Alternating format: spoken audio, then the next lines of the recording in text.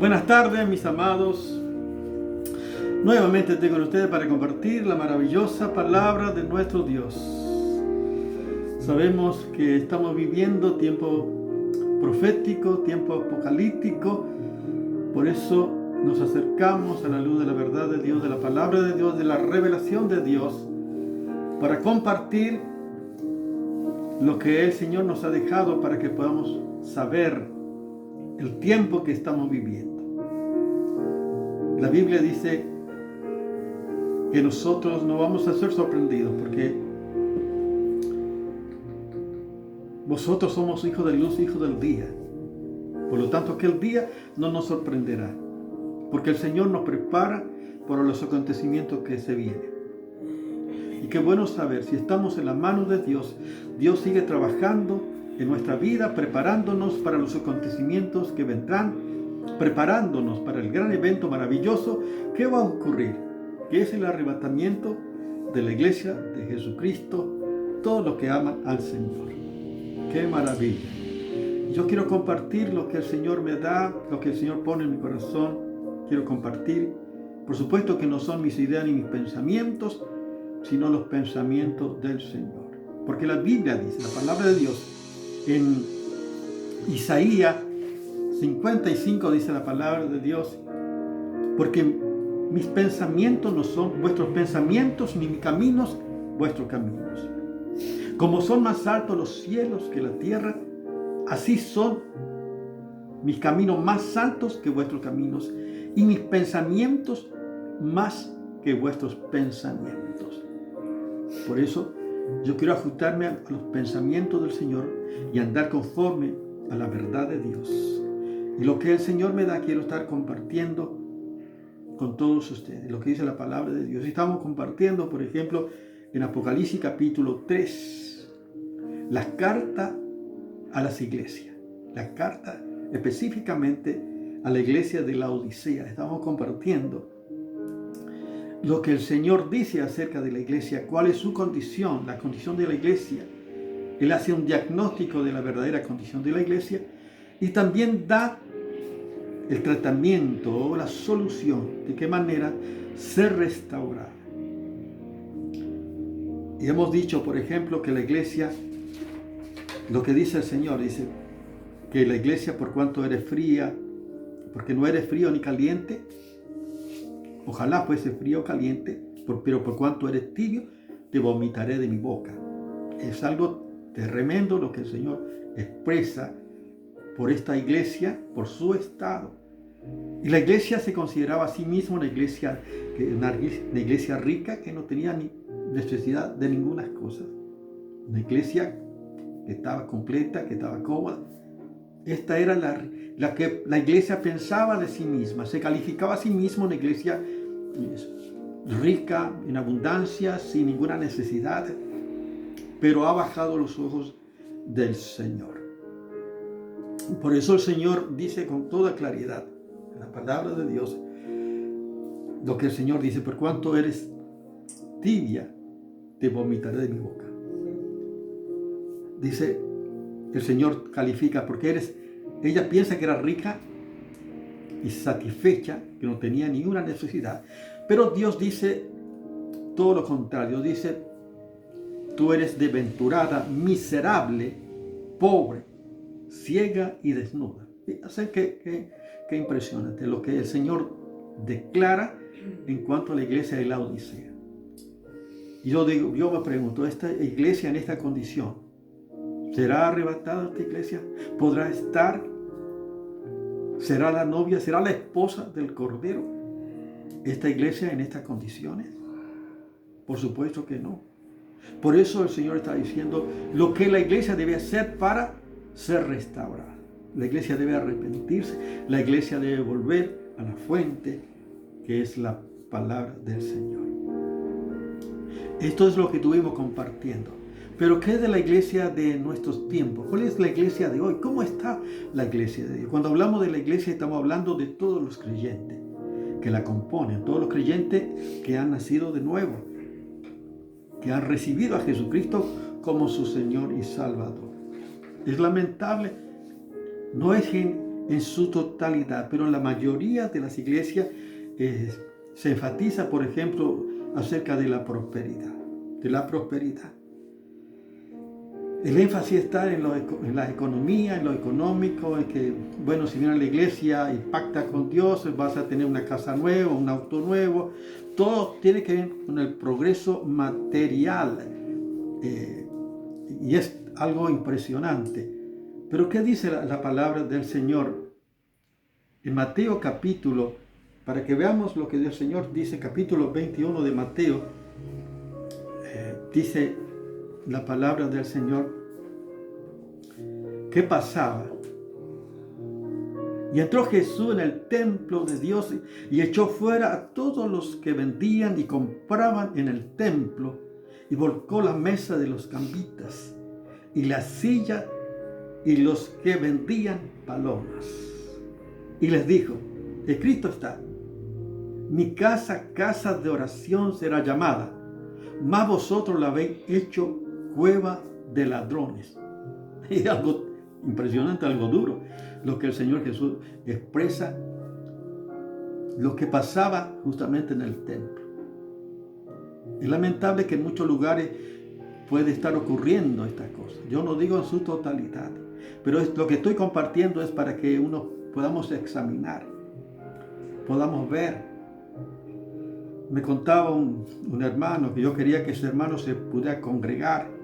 Y él me contaba que fue a una iglesia, que vino, no sé, a un apóstol, un profeta, que empezaron a pedir dinero, plata, que el que por más ponía, y por supuesto un hermano pobre que no tenía recursos, tuvo que irse de la reunión y nunca, por supuesto, nunca más se quiere congregar. Porque el énfasis, el que tiene dinero, entonces tiene la posibilidad de ser sanado, de recibir la bendición de Dios, el que puede dar dinero. O sea que todo el énfasis está en lo que uno puede dar, en la prosperidad. Que si tú das, Dios te va a prosperar, que Dios te va a bendecir. Está condicionado la bendición de Dios de acuerdo a tus recursos económicos, de lo que puedas dar al Señor. Qué algo diferente la enseñanza del Señor. No digo que sea en su totalidad, pero la mayoría el énfasis está en recaudar y en sacar solamente en lo económico. Por supuesto, ¿quién puede congregarse, puede acercarse al Evangelio? Solamente si tiene recursos para recibir bendiciones de Dios. Es un comercio, de igual manera lo que el Señor Jesús hizo echó a todos los cambistas que comerciaban en el templo. Dijo, el templo será llamado casa de oración, será llamada. O sea que la iglesia debe ser el lugar donde se busca a Dios, donde se busca la presencia de Dios, se honra a Dios. Por supuesto que uno debe dar al Señor también, de acuerdo a lo que el Señor nos ha bendecido, pero no está el énfasis en el dinero, en la cantidad que uno tiene. Dios conoce el corazón de aquellos que dan al Señor para que el reino de Dios se pueda extender. O sea que el énfasis es esto, o si no, pare de sufrir. O sea, van a la iglesia es como ir a un curandero. El curandero te ofrece, si estás mal del amor, de dinero, trabajo, todo te ofrece. Y de igual manera uno va con esa. Si uno va a la iglesia solamente por eso, estamos equivocados. Y lamentable, y muchas personas acuden de esa manera. Pare de sufrir, por supuesto, ¿quién no va a querer? Uno quiere dejar de sufrir. Pero hay circunstancias que Dios permite porque están en su plan y propósito para el desarrollo de todo el cuerpo de Cristo. Todos los cristianos de diferente manera vamos a pasar dificultades y crisis que a veces son permitidas por Dios para nuestro crecimiento espiritual.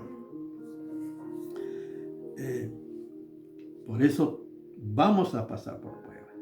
Él no nos prometió una vida color de rosa, Él nos prometió que Él estaría con nosotros. Él dijo, yo estaré con vosotros siempre hasta el fin del mundo. Por eso Hay cristianos que van solamente para recibir. Solamente van para recibir. Algunos van para como cargar la batería y para dentro de 7 días, que le alcance hasta 7 días después para volver. ¿Cuál es el fundamento? ¿Cuál es la palabra? ¿Cómo uno puede crecer en el Señor? Todo es superficial, todo light, todo instantáneo, que carece de contenido, todo es motivacional, sin contenido de las Escrituras. Me pregunto, ¿cómo está la iglesia de hoy? ¿Está en esta circunstancia? Una iglesia donde no hay santidad, donde no hay perdón, donde no hay restauración, reconciliación, adoración, servicio, compromiso. Yo me pregunto, ¿cómo está la iglesia en este tiempo? ¿Estará viviendo en este tiempo así? Es algo tremendo, la apostasía. La Biblia dice en 1 Timoteo capítulo 4, verso 1. El Espíritu dice claramente que en los postreros tiempos algunos apostatarán de la fe, escuchando a espíritus engañadores y a doctrina de demonios. Es tremendo. Es tremendo. Ya he compartido en varias ocasiones, por ejemplo, la cena del Señor.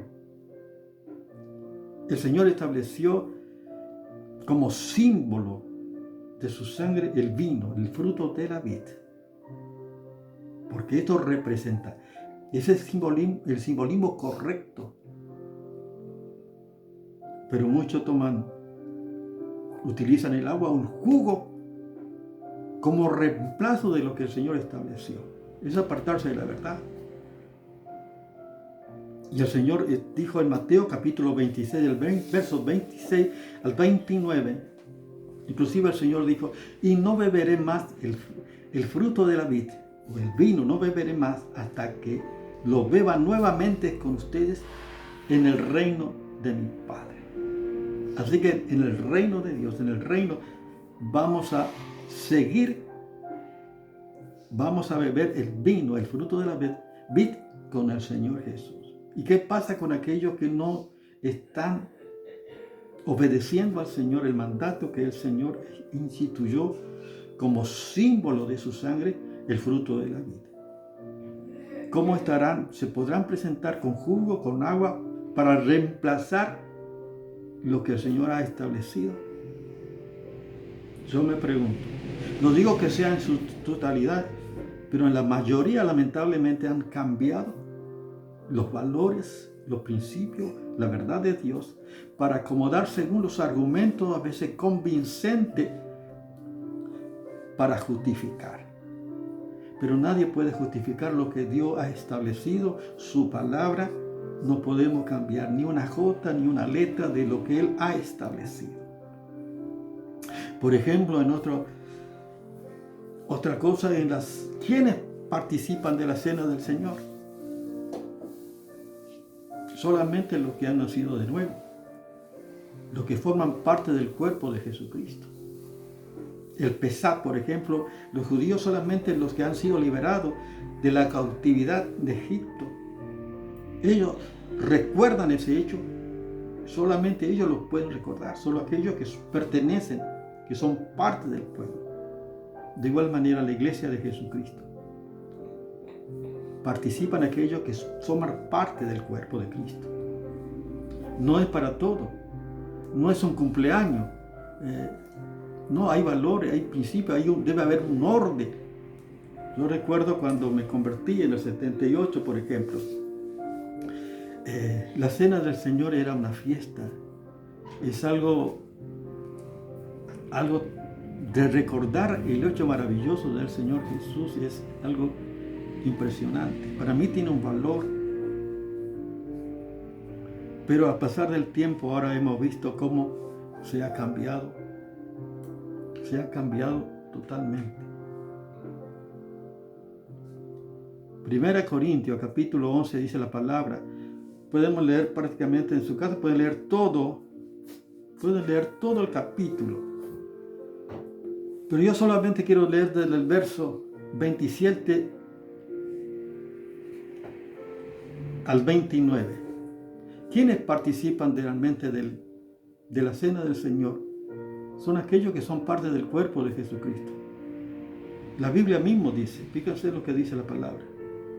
De manera que cualquiera que comiere este pan y bebiere esta copa del Señor indignamente, será culpable del cuerpo y de la sangre del Señor. Por tanto, pruébese cada uno a sí mismo y coma así del pan y beba de la copa. Porque el que come y bebe indignamente sin discernir el cuerpo del Señor, juicio come y bebe para sí. Una persona que no conoce, una persona nueva, una persona que no conoce, ¿cómo puede participar dignamente o discernir algo que desconoce? Por eso que los nuevos creyentes, yo recuerdo que los nuevos creyentes tenían una formación, se enseñaba acerca de las doctrinas fundamentales, de la cena del Señor, del bautismo, los símbolos, qué significa, quiénes participan. Es importante. ¿Cómo uno va a participar sin discernir? ¿Cómo puede discernir algo que desconoce? Y dice, por lo cual hay muchos enfermos y debilitados entre vosotros y muchos duermen o han muerto. Si pues nos examinásemos a nosotros mismos, no seríamos juzgados. Mas siendo juzgados, somos castigados por el Señor, para que no seamos condenados con el mundo. Fíjense, el Señor disciplina, castiga a sus hijos, aquí nos disciplina, para que no seamos condenados con el mundo. Él nos trata aquí. Algunos por eso dice que están enfermos, débiles, y otros han partido, han muerto. Dios se los ha llevado. ¿Cuál era el problema que había en la iglesia de Corinto? Fíjense que la carta del apóstol Pablo es a la iglesia. Que en esta iglesia había una división, que los ricos y los pobres, los esclavos, unos comían y hasta se emborrachaban. Y si ustedes leen todo, pueden ver todas las cosas que hacían los reyes. Y esta era la causa que Dios tiene que intervenir. Con disciplina, algunos estaban enfermos, débiles, y otros han muerto por la desobediencia. Y solamente uno puede participar dignamente y discernir, tiene que ver con el cuerpo de Cristo, que es la iglesia, con el cuerpo de cristianos, de creyentes que forman la iglesia de Jesucristo, que puede estar en unidad, en amor, y de esa manera participar dando gloria al Señor. Porque al participar uno está declarando la victoria de Cristo sobre el pecado, el diablo y el mundo. Y entonces se tiene que manifestar que la obra de Cristo fue hecha una sola vez para siempre, para todos los cristianos. Y por eso los cristianos que hemos nacido de nuevo debemos participar de esta manera, en unidad, en amor, dando gloria al Señor por su obra en la cruz del Calvario y por ser parte del cuerpo de la iglesia local. Por eso me pregunto, ¿cómo está la iglesia hoy? ¿Cómo está participando de estos símbolos, de este mandamiento, de esta ordenanza que el Señor dejó para la iglesia? No es para todos, sino para aquellos que son parte de la iglesia y que están unidos al cuerpo de la iglesia y que están en comunión con el cuerpo de Cristo y que están sirviendo al Señor, que adoran al Señor. Ellos participan. Necesitamos volver por eso a la fuente. Necesitamos volver a la senda antigua, a la verdad de la palabra de Dios. Por eso me pregunto, ¿no estarán muchos cristianos desviándose de la verdad, de la palabra de Dios? Es bueno que nos examinemos cómo estamos viviendo la vida cristiana. ¿Qué lugar tiene Dios en nuestra vida y qué lugar tiene la palabra de Dios en nosotros? ¿Qué valor tiene? ¿Es prioritario o tratamos de justificarnos haciendo como a mí me parece, a mi manera, obedecer al Señor? Yo pienso que debemos obedecer. Hay palabras de Dios que son claras y debemos seguir sus instrucciones para recibir sus bendiciones. Yo no me quedo quedar. La palabra de Dios es clara. El profeta Jeremías en capítulo 15, verso 19 dice la palabra del Señor. Dios le dice al profeta: si te convirtieres, yo te restauraré y delante de mí estará. Si te sacares lo precioso y lo vil, será como mi boca. Conviértase en ello a ti y tú no te conviertas a ello. Y te pondré en este pueblo como muro fortificado de bronce. Pelearán contra ti, pero no te vencerán. Porque yo estoy contigo para ayudarte y para defenderte. Y te libraré de las manos de los malos y te redimiré de las manos de los fuertes. Dice: conviértase en ello a ti y tú no te conviertas a ello. El problema pareciera que el mundo está introducido en la iglesia, el mundo está convirtiendo a veces a los cristianos. ¿No será que los cristianos debemos convertir al mundo, a Cristo, a las personas que están sin Cristo, convertirle? Tiene que marcar la diferencia. Conviértase en ello a ti y tú no te conviertas a ello. Tenemos que volver por eso a la fuente de Dios. Debemos marcar la diferencia. Pues si somos arrastrados por el mundo y si tratamos de adaptarnos al mundo y permitir que el mundo entre a la iglesia está en peligro. ¿Cómo está la iglesia? ¿Cómo están los creyentes? Yo no digo que en su totalidad, pero fíjense que en Mateo capítulo 25, en los primeros versículos, el Señor da una ilustración de habían 10 vírgenes. 5 eran insensatas y 5 eran prudentes. Probablemente la mitad de la iglesia se quede y la mitad se vaya. ¿No será que el 80% se quede y el 20% se vaya con el Señor en el arrebatamiento? ¿Cómo estamos? Es para pensar. Yo quiero seguir a mi Señor, obedecer al Señor. La iglesia que se va y la iglesia que se queda. Uno decide, porque la iglesia, al hablar de la iglesia, estoy hablando de todos los creyentes. Fíjense qué tremendo. Todo el pueblo que salió de la tierra de Egipto no entraron en la tierra prometida. O sea, la promesa de Dios se cumple igual. Lo que Dios ha prometido se va a cumplir. Pero ninguno de los que salieron de Egipto entraron a la tierra prometida, excepto Josué y Caleb, y la descendencia de los que salieron de la tierra de Egipto.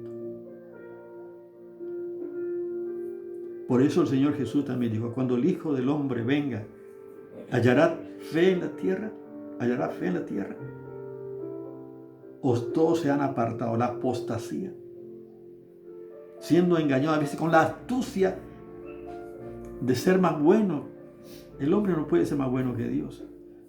La palabra de Dios no cambia. El mundo va a cambiar, pero Dios no cambia. Su palabra tampoco va a cambiar.